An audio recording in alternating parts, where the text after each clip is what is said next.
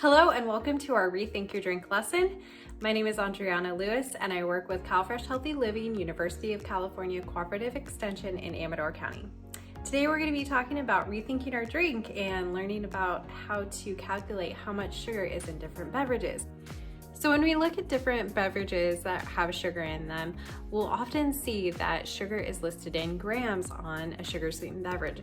Now that can be kind of confusing because I don't really know what a gram looks like. But what we can do is convert grams to teaspoons, and teaspoons are what we cook with in the kitchen, so that's a little bit easier to understand.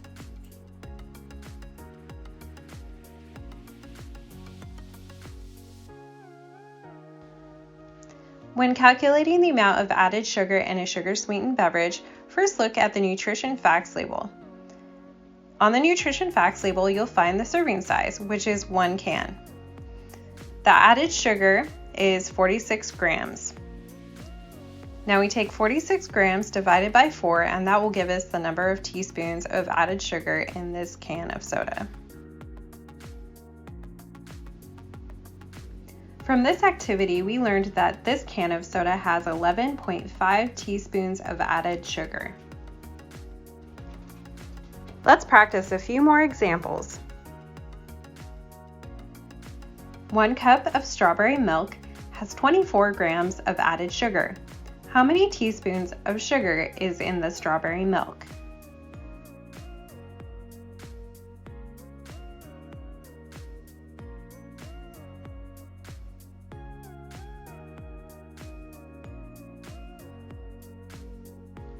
Now let's calculate the amount of added sugar in a cup of chocolate milk. 1 cup of chocolate milk has 16 grams of added sugar. How many teaspoons of sugar is in the chocolate milk?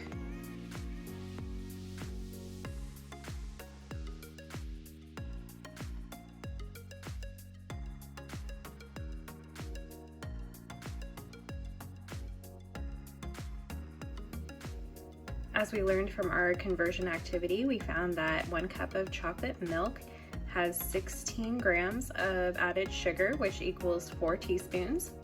And then for strawberry milk, 1 cup of strawberry milk has 24 grams of added sugar, which is equal to 6 teaspoons of sugar.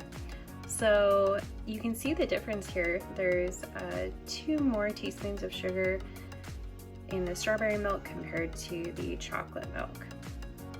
So the reason we want to have less flavored milk is because strawberry milk and chocolate milk tend to have added sugar. So we want to consume less of these types of milk and more of the plain milk.